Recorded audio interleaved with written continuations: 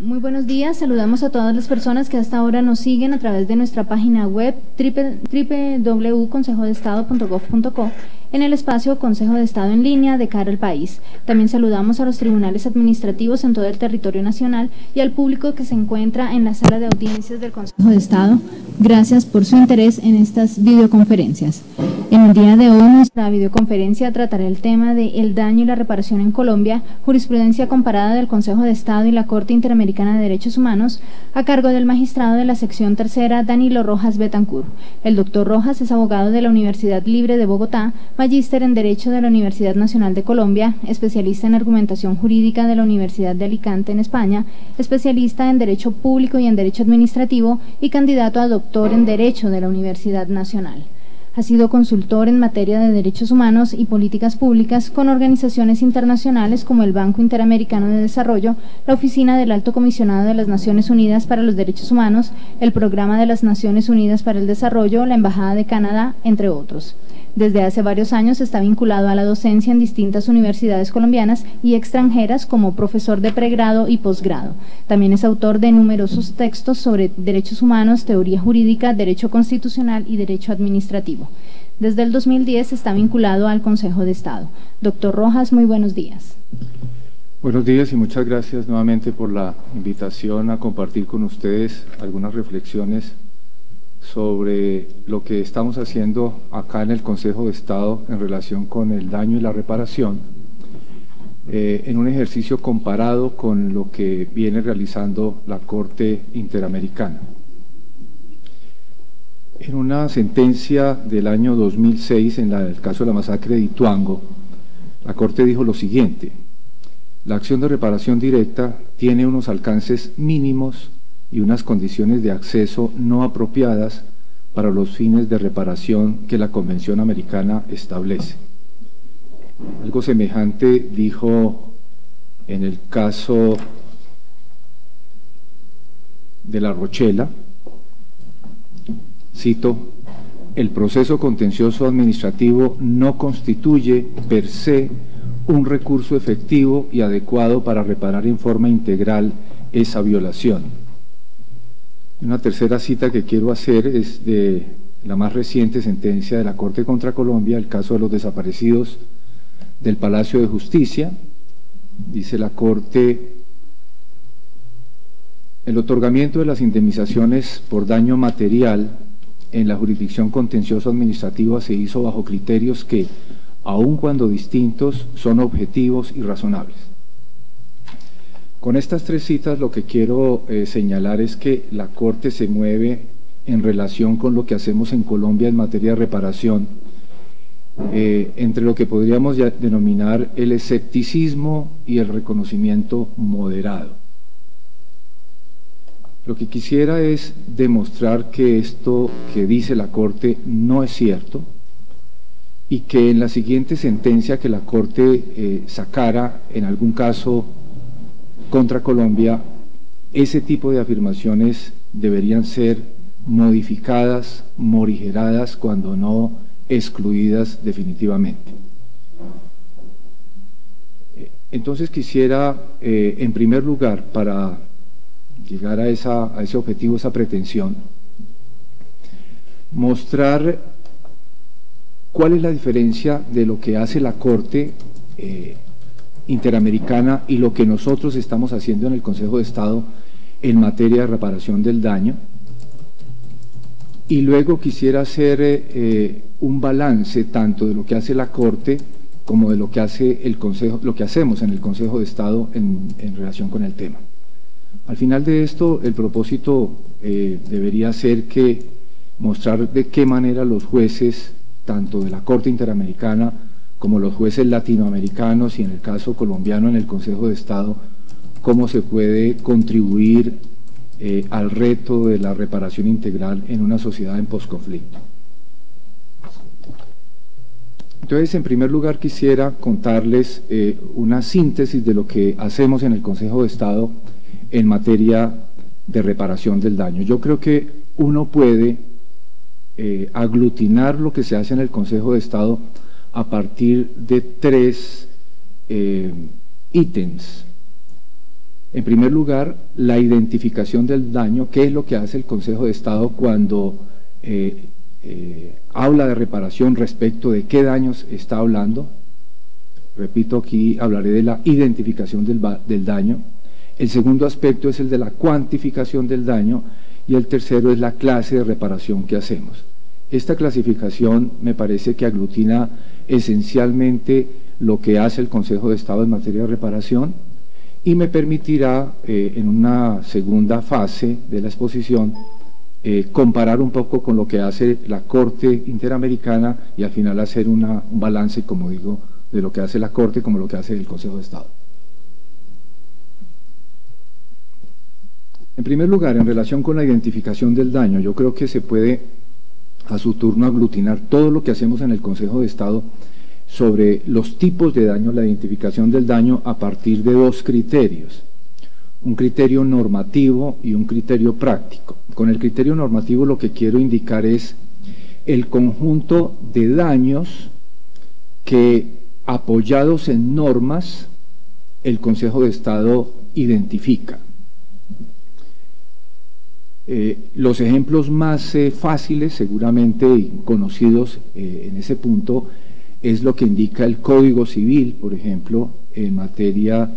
de indemnización de perjuicios. Recuerden ustedes que tanto en el artículo 16.13 como en el 16.14 del Código Civil se indica, se señala y se define en lo que consiste el daño emergente y el lucro cesante. Entonces, esos son los daños que habitualmente el Consejo de Estado, y desde hace mucho tiempo, en primer lugar, viene reconociendo por mandato normativo. Entonces tenemos en primer lugar, repito, un criterio normativo que nos permite identificar esos dos tipos de daños, que es el Código Civil. Luego, el artículo 49 de la Constitución igualmente podemos indicar como criterio normativo para la identificación de uno de los daños que ya en la más reciente jurisprudencia se viene incorporando en el contencioso administrativo, que es el daño a la salud, que, como saben, viene, digamos, evolucionando esa jurisprudencia, en donde inicialmente se hablaba de perjuicio fisiológico, luego se habla de daño a las condiciones de existencia, y finalmente se recoge, no sin controversia, esta jurisprudencia anterior a través de lo que se denomina el daño a la salud. Pero ahora lo que quiero resaltar de ese punto es que hay un criterio normativo que permite identificar ese tipo de daño, el daño a la salud. Y finalmente tenemos otro grupo de normas que, como lo ha llamado la jurisprudencia reciente, las normas que refieren los daños constitucionales y convencionales especialmente protegidos, en donde los ejemplos clásicos son la honra y el buen nombre. Por ahora no entro a debatir las bondades o no de esa nueva identificación de daños constitucionales, porque se ha establecido no sin controversia en nuestra jurisprudencia, pero lo que quiero resaltar, repito, es la existencia de una serie de criterios normativos que en la jurisprudencia contenciosa permiten listar cuáles son los daños que identifica el Consejo de Estado. Pero además de estos criterios normativos, de este criterio normativo del Código Civil, de la Constitución y de la Convención Americana de Derechos Humanos, existen otros criterios que igualmente han permitido identificar otro tipo de daños, que a falta de mejor nombre le he puesto criterios prácticos, que no es otra cosa que el conjunto de reglas de experiencia que se han ido estipulando por parte del Consejo de Estado a partir de ciertos sustentos, a veces normativos, a veces vulgares, a veces de conocimiento común, pero que han ido, repito, permitiendo que el Consejo de Estado haga ese tipo de estipulaciones de daños. El caso más conocido, por supuesto, es el daño moral. El daño moral es un nuevo daño que no tiene un fundamento normativo como el caso anterior, sino que se hace a partir de reglas de experiencia. Entonces, por ejemplo, el caso de la regla según la cual las personas que se ven afectadas en su libertad, en su integridad o en su salud, comportan una aflicción, tienen una aflicción, una congoja o un dolor. Y el sustento de esa regla esencialmente es un poco la naturaleza humana que, digamos, sufre ese tipo de experiencias negativas en su psiquis cuando se ven afectadas la libertad, la integridad o la salud.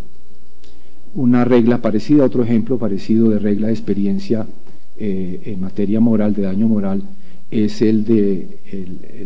la aflicción familiar que se padece no solamente entonces por la víctima, sino por su círculo familiar más cercano, y el fundamento de esto es esencialmente el del afecto y la solidaridad familiar que se supone existe en el círculo más cercano. Un par de ejemplos adicionales de reglas ya no de daño moral, sino de lucro cesante. Entonces el lucro cesante va a tener un apoyo normativo, pero también algunas especificidades a partir del lucro de reglas de experiencia. Es aquella regla que señala que la muerte de los menores de 25 años ocasiona a sus padres un lucro cesante que se proyecta hacia el futuro. Y la base de eso es que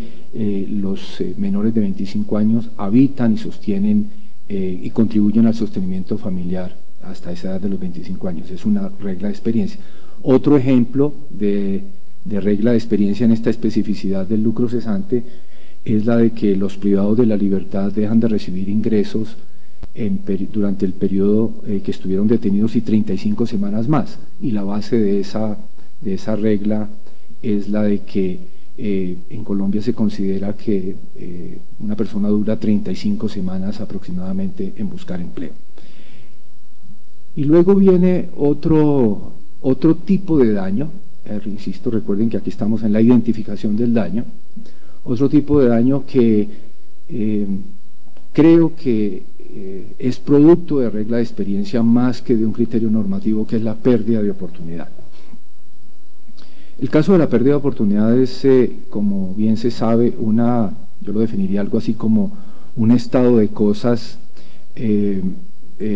el que el resultado benéfico se ve irremediablemente truncado por la acción u omisión de otra persona. Ese resultado benéfico puede ser una ganancia o puede ser evitar una pérdida, y esto es una situación que se mueve entre la certeza y la incertidumbre. Yo creo que la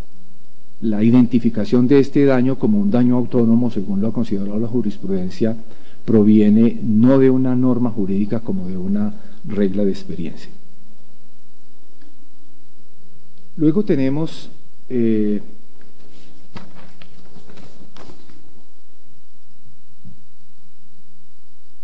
bueno, una síntesis de esto es que los tipos de daños entonces que se reconocen en el Consejo de Estado son, a saber, el daño emergente, el lucro cesante, el daño moral, el daño a la salud, el daño a bienes o derechos constitucionales y convencionales y la pérdida de oportunidad. Yo creo que ese es el listado básico en este momento en la jurisprudencia vigente. En torno a la cuantificación del daño, en el caso de la cuantificación del daño, me parece que igualmente uno puede aglutinar la jurisprudencia a partir de 3 criterios. Los mismos criterios de la identificación, esto es, el criterio normativo y el criterio práctico, al cual le podemos sumar un tercer criterio, que sería algo así como un criterio valorativo, esto es esencialmente un criterio de equidad. Miremos en primer lugar cómo se cuantifica el daño a partir de criterios normativos. Como es bien sabido, en la jurisprudencia, en el derecho contencioso administrativo no existe una norma que establezca los quantum, ni los mínimos ni los máximos a indemnizar con ocasión del daño ocasionado, a diferencia de lo que está ocurriendo, por ejemplo, en justicia transicional, en donde existe una disposición legal en ley de víctimas que establece el tipo de daño y el cuánto indemnizable. En cambio de eso, la jurisprudencia contencioso administrativo lo que ha hecho es valerse de algunas normas de otras áreas del derecho que pueden apoyar, que pueden servir de base para establecer el quantum. La primera norma a la que se suele hacer referencia en este tipo de casos es la norma del Código Penal del 80, también el Código Penal del 36, pero concretamente en el 106 del Código Penal del 80, recuerden ustedes que se establecía que la parte civil podía reclamar hasta 1000 gramos oro, si era el caso, además de la sanción penal que se pudiera interponer, el juez podría interponer y puede interponer una sanción de carácter pecuniario hasta 1000 gramos oro. Entonces, ese monto, ese quantum y ese tope lo recogió la jurisprudencia contenciosa para efectos de indemnizar el daño causado. Luego, a partir de una jurisprudencia del año 2001, se hizo una conversión, por así decir, de estos 1000 gramos oros a salarios mínimos legales mensuales, y se llegó a la conclusión de que esos 1000 salarios mínimos legales mensuales equivaldrían a 100 salarios mínimos legales mensuales. Entonces, esa es la norma, digamos, primigenia que ha servido de base para cuantificar ciertos tipos de daños en el contencioso. Otra norma que ha servido de base para apoyar la cuantificación del daño es el artículo 1045 del Código Civil, que establece la distribución de los órdenes hereditarios. Entonces, con base en esa distribución de órdenes hereditarios entre hijos, cónyuges, parientes en distintos grados de consanguinidad, la jurisprudencia se ha valido de esa norma a efectos de establecer igualmente unos topes de cuantificación respecto del cónyuge, que por ejemplo recibiría un porcentaje semejante al de los órdenes hereditarios, el 50%, y la otra distribución que se hace a los hijos menores de 25 años sobre el 50%. Otra norma que ha servido de apoyo para el quantum del daño es el artículo 41 de la Ley 100 sobre Seguridad Social, en donde se hace la calificación porcentual de la invalidez. Entonces, a partir de esa calificación porcentual, la jurisprudencia se ha valido para tratar de establecer unos topes. Entonces, por ejemplo, cuando se hace una calificación porcentual de un 50 o 51%, esta normatividad ha dicho que eso equivale a un 100% de incapacidad, y en consecuencia la jurisprudencia toma como un 100% el quantum, el monto a indemnizar. Igualmente, alguna otra normatividad sobre prestaciones sociales que establecen el aumento del 25% sobre la base de la liquidación del lucro cesante, igualmente ha sido utilizada por la jurisprudencia contenciosa a efectos de establecer ese monto, ese tope indemnizatorio. Pero además de estos criterios normativos, entonces se han ido consolidando también algunas reglas prácticas, un criterio práctico a partir de ciertas reglas de experiencia. Entonces, por ejemplo, se ha establecido que la cierta intensidad del dolor está asociado con la gravedad del daño. Esto pues no aparece en ninguna norma que lo establezca, pero es razonable hacer ese tipo de inferencias, que entre más grave sea la lesión, pues mayor será la intensidad, y a continuación de eso se puede establecer un tope cuantificatorio. Entonces, con base en esa intensidad, en la gravedad de la lesión, se han establecido por parte de la jurisprudencia ciertos topes indemnizatorios en materia de perjuicios morales, que toman en consideración, repito, además de la intensidad del dolor asociada a la gravedad del daño, los niveles de cercanía que se supone que son niveles de afectividad igualmente. Entonces, se han tomado en consideración los grados de consanguinidad, primero al cuarto grado de consanguinidad, el monto de la gravedad de la lesión, y con base en eso se han establecido una serie de porcentajes a partir de fijaciones máximas porcentuales de 100 salarios mínimos legales mensuales. Excepcionalmente se reconoce más, pero en general esas reglas de experiencia especialmente la que he mencionado de la intensidad del dolor con la gravedad de la afectación, han permitido establecer ciertos topes indemnizatorios. Hay otras reglas de experiencia que han contribuido a fijar los topes. Por ejemplo, aquella regla que establece que la persona afectada en todo caso guarda para sí un porcentaje del salario o el estipendio que eventualmente pudiese recibir. Entonces se ha indicado, por ejemplo, que si la persona es casada guardaría un poco menos para sí mismo, porque tendría que dar un poco más para su familia, así es soltero, que guardaría un poco más para sí mismo. Basado en reglas de experiencia de esto, entonces se ha considerado que alguien puede guardar para sí mismo un porcentaje entre 25 y 50%, dependiendo la condición familiar en la que se encuentre. Estos son algunos ejemplos que permiten indicar que el Consejo de Estado, además de basarse para el quantum del daño en ciertas normas jurídicas, criterio normativo, se ha basado en ciertas reglas de experiencia, criterio práctico, a efectos de esa cuantificación. Por último, igualmente el Consejo de Estado ha considerado que si no es posible apoyarse en normas, si no es posible apoyarse en reglas de experiencia, la cuantificación del daño entonces debe hacerse a través de un criterio valorativo que es la equidad. Y lo que quería decir en relación con este tema de la equidad es que es un criterio residual de la jurisprudencia de reparación del Consejo de Estado, residual en el sentido que he tratado de mencionar, siempre que no haya posibilidad de valerse de una norma para apoyar el quantum, siempre que no haya posibilidad de valerse de una regla de experiencia para apoyar el quantum, entonces, y sea el caso indemnizar, entonces se debe acudir a la equidad. Se ha acudido a la equidad en daños de pérdida de oportunidad, se ha acudido a la equidad para aumentar los montos fijados de 100 salarios mínimos legales mensuales cuando la situación por graves violaciones a derechos humanos o infracciones al DIH así lo amerita. Se ha acudido a la equidad igualmente, incluso de manera excepcional, para efectos de cuantificar el daño emergente, en donde, como se sabe, en el daño emergente normalmente la cuantificación se hace, por así decir, contrafactura, donde el daño debe acreditarse,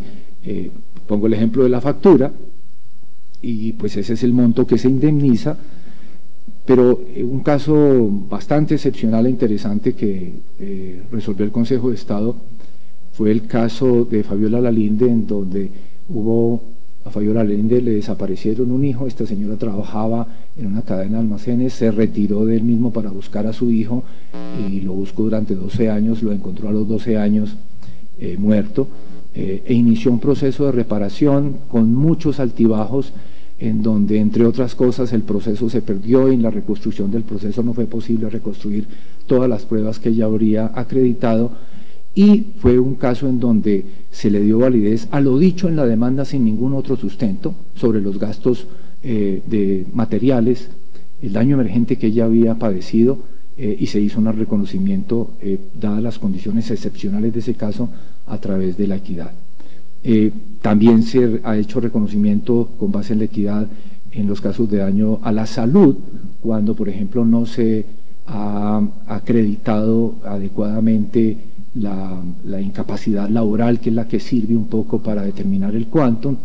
y también se hace un reconocimiento en equidad en ciertos casos de daños a bienes constitucionales y convencionales. En resumen, ahí repito 3 tipos de criterios que han servido a la corporación para efectos de cuantificar el daño. Hay una serie de criterios normativos que ayudan a poner baremos a esa cuantificación. Hay una serie de criterios prácticos, reglas de experiencia que ayudan a poner baremos a esa cuantificación, y solo en último lugar se utiliza el criterio de equidad, que en todo caso ese criterio de equidad tiende a plantearse en términos razonables mirando casos semejantes que la jurisprudencia haya reconocido. Por último, en esta caracterización de los asuntos que conoce el derecho de daños en el Consejo de Estado, además de la identificación, además de la cuantificación, entonces quiero hacerles una síntesis de lo que hacemos en reparación, el tipo de reparación que hacemos.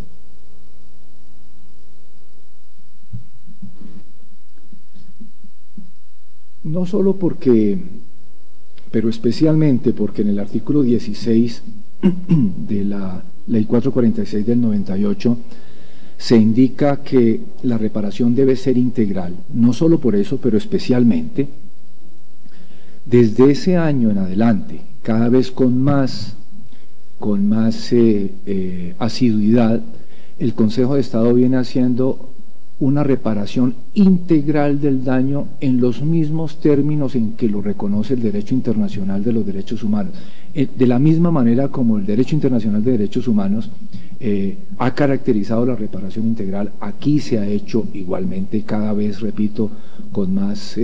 intensidad. Como se sabe, la reparación integral no solamente comporta la indemnización, sino que lleva otra serie de propiedades, de características como son la restitución, la rehabilitación, la satisfacción, las garantías de no repetición. Eso lo ha venido haciendo el Consejo de Estado de un tiempo para acá, cada vez, repito, con más fuerza. Y no solamente lo ha venido haciendo el Consejo de Estado cuando lo solicitan las partes, sino retando los principios de congruencia, ultra petita, jurisdicción rogada e incluso reformatio imperius. Esto ha permitido que el Consejo de Estado haga reparaciones muy frecuentes cuando los casos lo ameritan, haga reparaciones integrales cuando los casos así lo ameritan, sin que se lo hayan pedido. Yo creo que eso es una característica muy importante del contencioso administrativo colombiano y particularmente lo que hace el Consejo de Estado, y es retar, repito, esos principios de congruencia, ultrapetita y jurisdicción rogada para efectos de tratar de acertar en lo que realmente es la reparación integral. Se han tomado medidas de todo tipo, de las mismas medidas de las que habría hecho uso la Corte Interamericana de Derechos Humanos en estos ítems de restitución, satisfacción, rehabilitación, garantías de no repetición. Entonces, por ejemplo, se ha dispuesto la creación de monumentos en homenaje a la memoria de las víctimas, el nombre de las calles en homenaje a las víctimas, las cátedras obligatorias o la modificación de los currículos que deben recibir especialmente los oficiales de alto rango en la fuerza pública. Se ordena la publicación en las brigadas de la sentencia o en periódicos de amplia circulación, se dispone la realización de videos para reivindicar la memoria de las víctimas, etcétera, etcétera. Ahí, digamos, hay una jurisprudencia muy rica en relación con este tipo de reparación. Pero yo quisiera destacar de este conjunto de reparaciones integrales que viene haciendo el Consejo de Estado, un tipo de reparación que es parecida a la garantía de no repetición, pero distinta, y yo creo que tiene una gran potencialidad para efectos de lo que es realmente una reparación integral, que es, a falta de mejor nombre,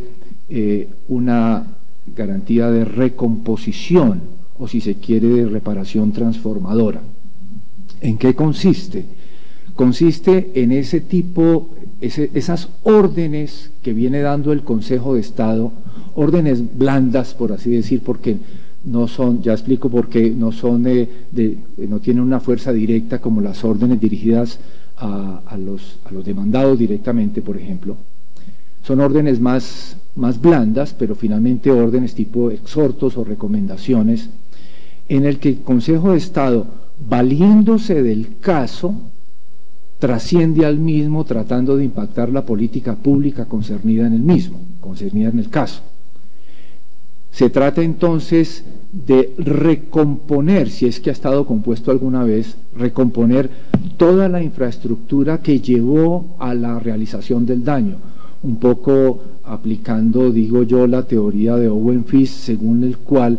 en este momento la reparación de la realización de los daños normalmente no viene producida por agentes individuales, sino por burocracias estatales. Entonces los remedios no tienen que estar orientados a esos individuos, sino a esa estructura estatal que pudo haber causado el daño,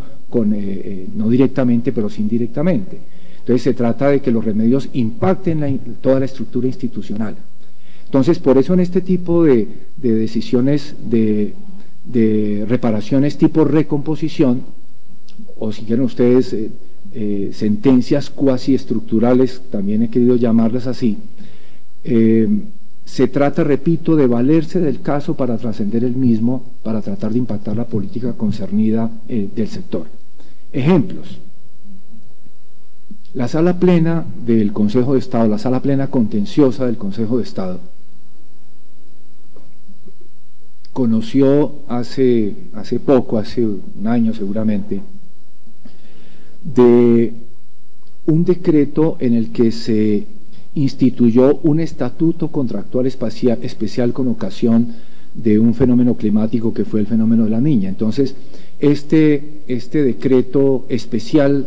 lo que hacía en general era sustraer las reglas que allí se establecían del régimen de contratación general, de la Ley 80 y de la 1150. Y entonces el Consejo de Estado allí hizo un ejercicio en sala plena contenciosa, un ejercicio típico de comparación entre la norma y la Constitución, la norma que debíamos revisar porque esto era un control inmediato de legalidad,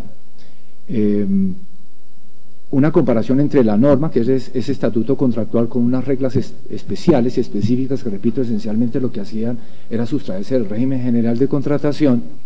y el Consejo de Estado hizo el ejercicio clásico de comparación entre esa norma y las normas superiores, para ver si violaba la ley, si violaba la Constitución, y tomó las decisiones que estimó pertinentes, declarando ajustadas a la ley algunas y declarando inconstitucionales o ilegales algunas otras.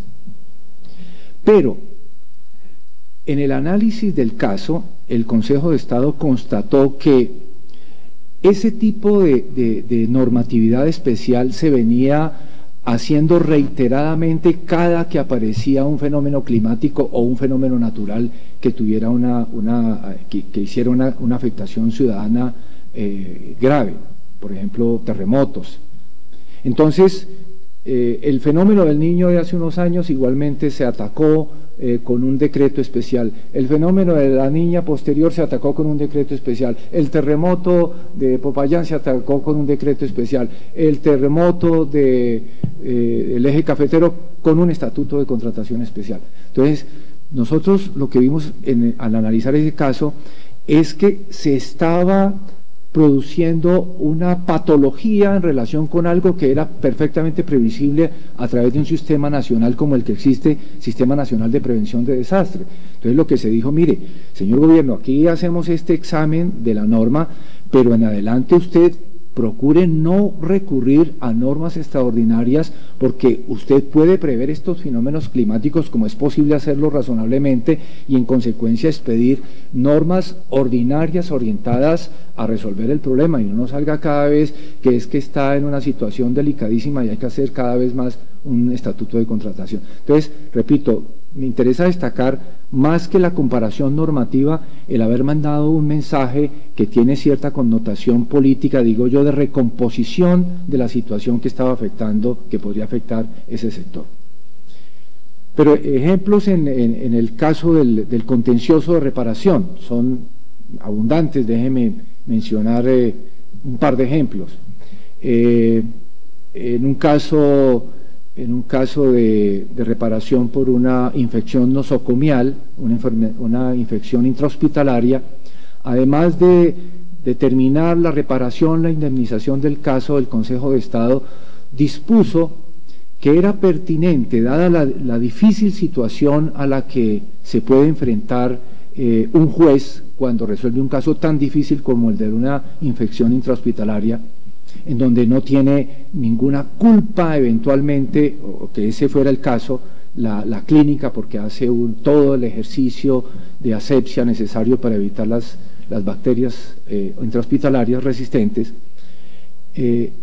Entonces dispusimos que el Ministerio de Salud,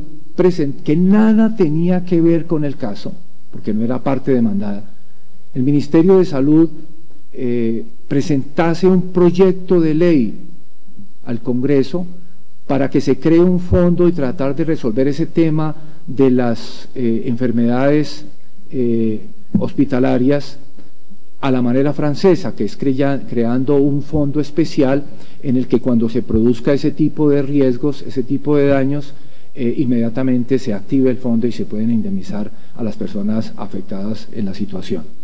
Y pedimos a la Sala de Consulta y Servicio Civil del Consejo de Estado, que nada tenía que ver con el caso, que igualmente acompañe ese proceso del proyecto de ley. Un último ejemplo,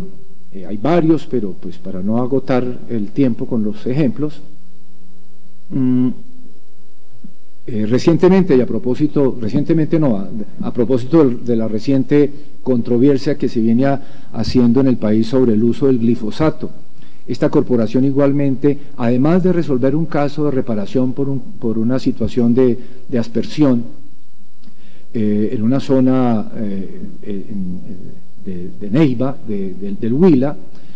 y reparar por los daños causados con la aspersión con glifosato, dispuso un exhorto para que el gobierno hiciese lo posible en virtud de los daños que se podrían causar con eso, hiciese lo posible para evitar repetir ese tipo de situaciones, en donde ese gobierno nacional en estricto sentido no tenía nada que ver con el proceso. La diferencia entonces entre una garantía de no repetición y esta recomposición es que las órdenes que damos como garantías de no repetición están dirigidas directamente a las partes del caso, a la fuerza pública, por ejemplo. En cambio, en la recomposición se dan órdenes más blandas, tipo exhortos, tipo recomendaciones a quienes no están involucrados directamente en el caso, pero hacen parte de la política pública concernida en el sector. ¿Qué hace la Corte? Ya por tiempo voy a resumir. La Corte Interamericana, si tomamos los mismos tres factores a los que he hecho referencia para describir lo que hacemos en el Consejo de Estado, esto es, la identificación del daño, la cuantificación del daño y la reparación del daño, ¿cómo se puede comparar con lo que hace la Corte? En relación con la identificación del daño, en general, la Corte identifica los mismos daños que identifica el Consejo de Estado. Cambia algunas cosas que no son absolutamente relevantes. Por ejemplo, allí en vez de hablar de daño a la salud, como nosotros lo recogimos en la más reciente jurisprudencia, como lo mencioné, se sigue hablando de alteración a las condiciones de existencia y de daño al proyecto de vida. Digamos, uno diría son cosas diferentes, pero aquí también hemos hablado, como se sabe, de alteración a las condiciones de existencia y de alguna manera la misma idea de daño al proyecto de vida está involucrada. En vez de hablar allí de daño emergente y de lo que hablan, y de lucro cesante, lo que se habla en la Corte Interamericana es de pérdida de ingresos, pero esencialmente es lo mismo, es un cambio de nombre que no es, digamos, sustantivo. Seguramente en donde hay una diferencia relativamente importante es en el tema de pérdida de oportunidad. En la jurisprudencia de la Corte Interamericana no se habla, que se sepa, de pérdida de oportunidad. Entonces, en el tema de la identificación del daño, estamos en situación, diría, igual a lo que hace la Corte Interamericana. En cambio, sí hay una gran diferencia en relación con el quantum. Y aquí vuelvo entonces a repetir algo que es importante para la comparación. La cuantificación del daño en el Consejo de Estado está guiado en ese orden por los criterios normativos, hay normas que apoyan ese quantum, práctico, hay reglas de experiencia que apoyan ese quantum, y finalmente, y solo finalmente, la equidad. En cambio, en la Corte Interamericana es a la inversa. La regla general, si no única, es que la cuantificación se hace en virtud de la equidad, exclusivamente de la equidad. Tanto para los daños materiales como para los daños inmateriales se hacen cuantificaciones con base en la equidad. Y eso, a mi modo de ver, tiene ventajas para el caso colombiano, y es la pretensión de objetivación que el Consejo de Estado se ha esforzado para ir construyendo esas cuantificaciones con esos criterios normativos y el criterio práctico. En cambio, la equidad, por lo menos en los términos en que lo ha manejado la Corte, yo revisé particularmente algunos casos contra Colombia, como Mapiripán, La Rochela y Tuango, en donde si uno mira los montos indemnizatorios en esos casos son diametralmente diferentes, todos sobre la base de equidad, cuando la base de los hechos, que fueron masacres todas, digamos, es relativamente semejante. Entonces, por ejemplo, en Mapiripán se hizo una indemnización en lucro cesante a las víctimas fallecidas entre $35.000 y $350.000, en el de Ituango por lo mismo, por $30.000 para cada uno, y en el de La Rochela por $100.000. Entonces uno lo que ve es una disparidad preocupante en relación con lo que debe ser la cuantificación. Y eso es un poco, digamos, el riesgo al que puede llevar eventualmente la equidad. Por eso insistía que en nuestro caso, además de ser, en el caso colombiano, además de ser un criterio residual, procura ser un criterio igualitario tomando en consideración los precedentes que sobre casos semejantes se hayan hecho. Uno esperaría que en la Corte Interamericana se haga lo mismo, pero hay evidencias que dirían otra cosa totalmente diferente. Miren, por ejemplo, ustedes el caso específico de la actualización del lucro cesante. Yo creo que la actualización del lucro cesante en Colombia se hace a través de unos cálculos actuariales que con unas fórmulas financieras que permiten cierta razonabilidad sobre ese cálculo actuarial, ese cálculo de lucro cesante. En cambio, lo que hace la Corte Interamericana es simplemente dar un mayor valor por equidad, y es una, digamos, por decirlo de la mejor manera, es mucho menos razonable que lo que podría ser un criterio objetivo como el que toma el Consejo de Estado. Entonces, en el tema del quantum, me parece a mí que tenemos ventajas razonables en relación con lo que hace la Corte Interamericana. Y finalmente, en el punto del tipo de daño, la reparación del daño, no hay ninguna diferencia en realidad. Es más, le vería una ventaja a lo que hace el Consejo de Estado. La Corte Interamericana, al igual que el Consejo de Estado, hace, por supuesto, y con mucha propiedad, hace una reparación integral. Hace también lo que yo he denominado la recomposición. Lo que pasa es que a la Corte esta noción de recomposición le queda más fácil porque las órdenes de la Corte están orientadas a todo el Estado. Y entonces, como está dada a todo el Estado, no tienen la problemática procesal que nosotros podríamos tener acá para distinguir entre los que son partes en el proceso y los que no son partes. Entonces, en los ejemplos que yo he dado de órdenes al gobierno, de órdenes al ministerio que no están involucrados en el proceso, no son problemas para la Corte, porque aquí la condena es al Estado como un todo. Entonces, no hay sustancialmente, diría, una diferencia tampoco en el tema de la reparación integral. El balance, para ir cerrando. Yo creo que el Consejo de Estado debe seguir avanzando entonces en esta manera de pretender objetivar la cuantificación del daño, y especialmente debe avanzar en esto que se puede llamar la reparación integral transformadora o de recomposición, porque yo creo que ahí cumple entonces el juez una función distinta a la del juez tradicional, que yo creo que es a lo que está cada vez más llamado el juez en general, a tratar de ser un juez relevante socialmente, y para el caso colombiano me parece que eso es particularmente importante en un momento de transición hacia la paz. En lo otro que debe avanzar el Consejo de Estado positivamente es en ese esfuerzo por la objetividad del quantum,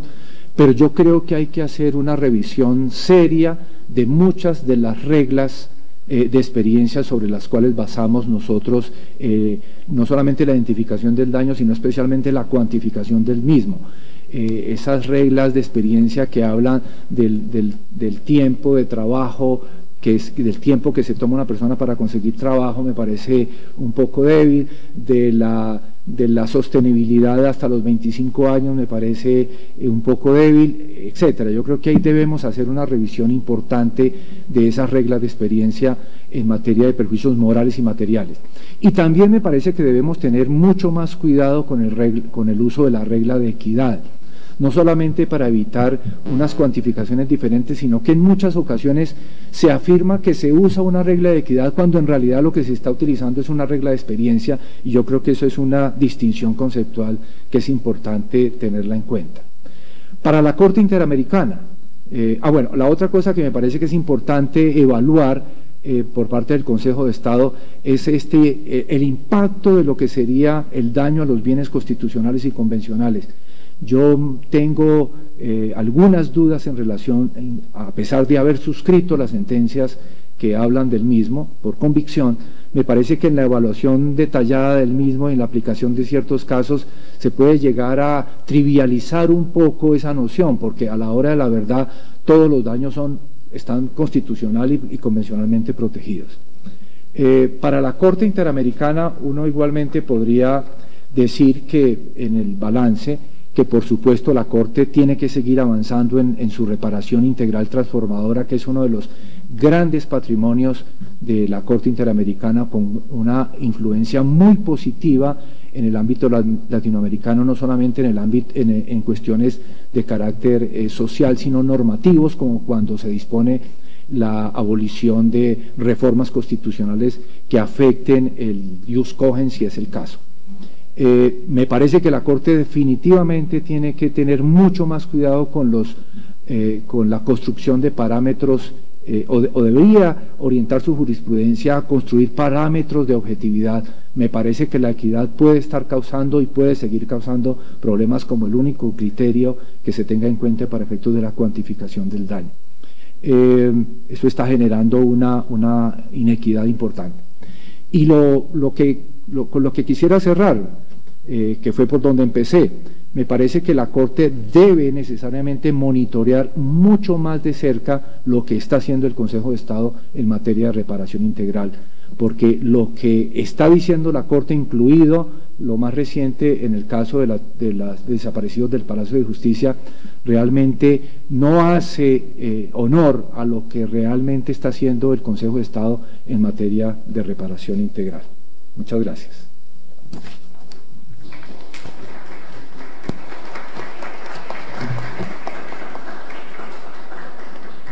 Bueno, pues muchas gracias al doctor Danilo Rojas Betancourt por su disertación. Tenemos ahora algunas preguntas que nos han llegado a través de nuestra página web, del Twitter y también el público que se encuentra presente. Una de ellas es: si se considera deseable que el Consejo de Estado avance en la objetivación de la cuantificación de los daños, ¿sería deseable la intervención del legislador en ese sentido?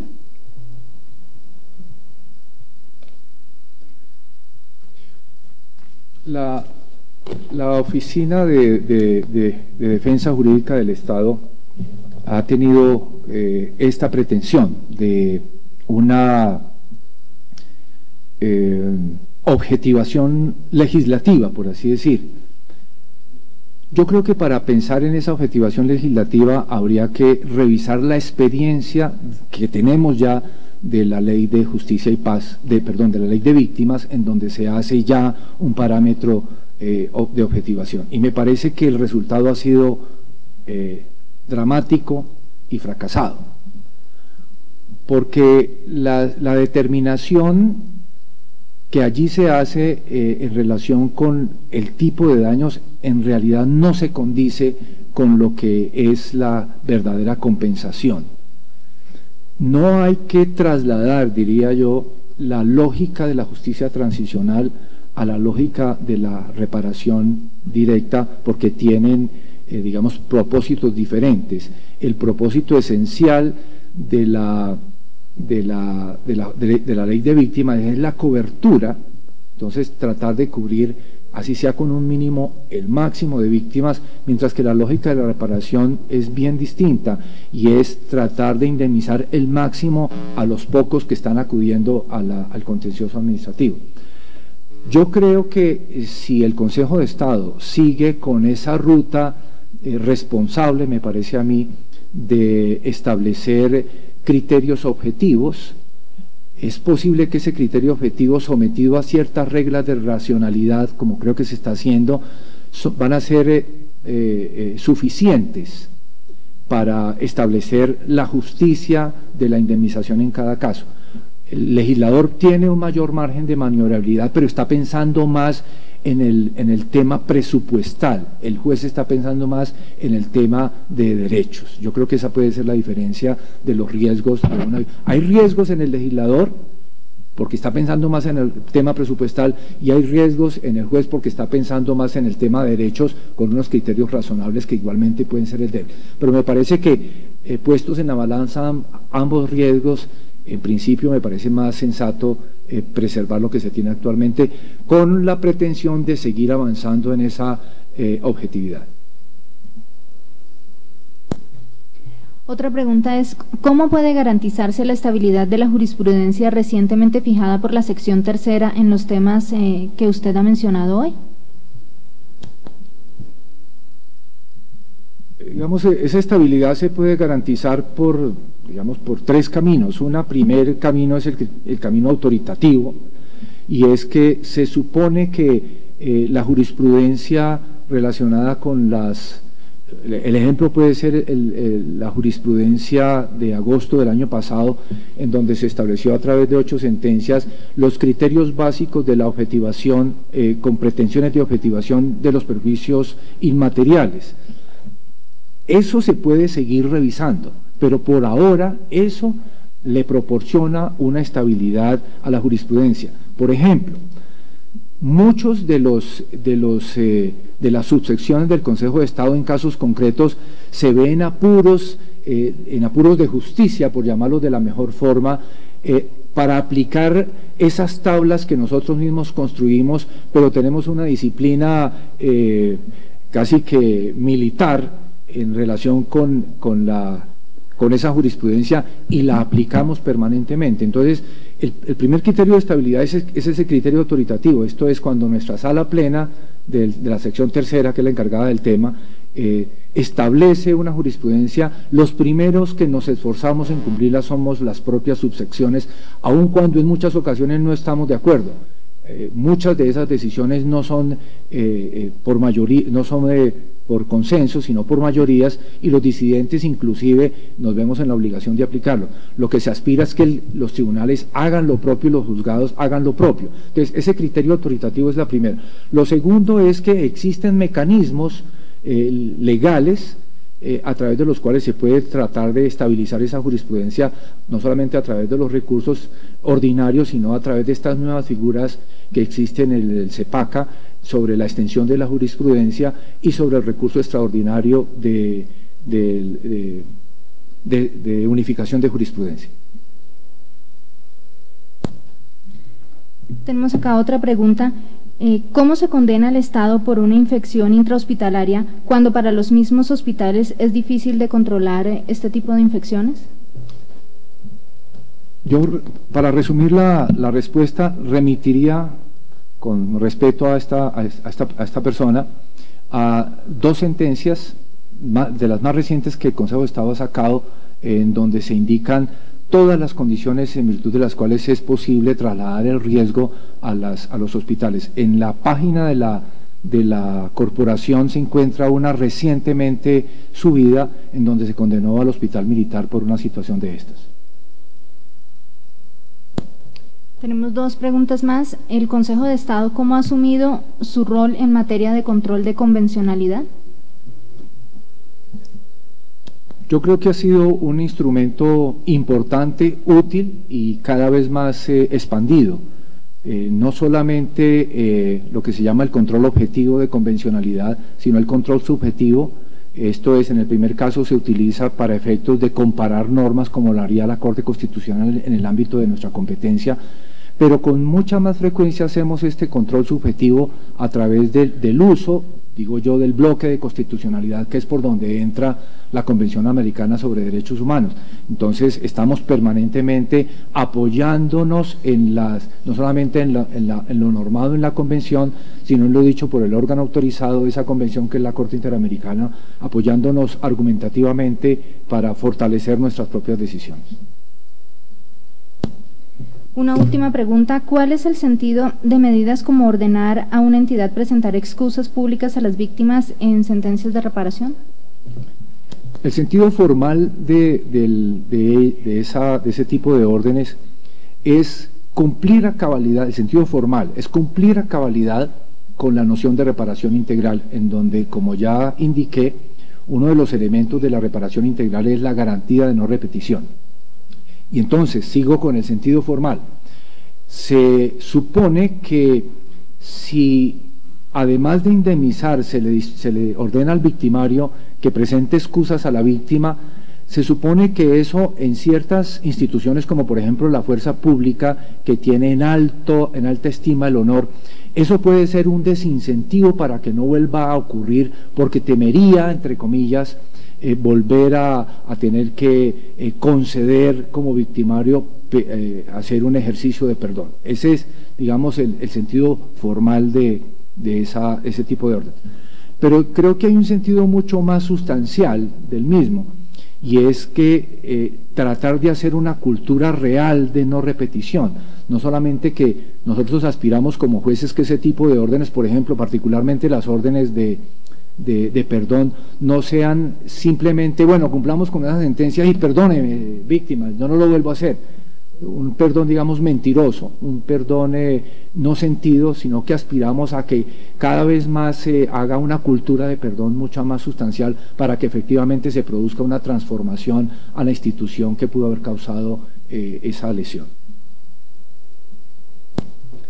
Bueno, pues muchas gracias al doctor Danilo Rojas Betancourt por su disertación de esta mañana, y también agradecemos a las personas que nos acompañaron acá en la sala de audiencias del Consejo de Estado, y a todas las personas que están conectadas a través de la página web www.consejodestado.gov.co, y también a todos los tribunales que también nos siguen desde todo el territorio nacional. Los esperamos el próximo 14 de mayo con una nueva videoconferencia que estará a cargo del expresidente del Consejo de Estado, Luis Fernando Álvarez. Muchas gracias a todos y buenos días.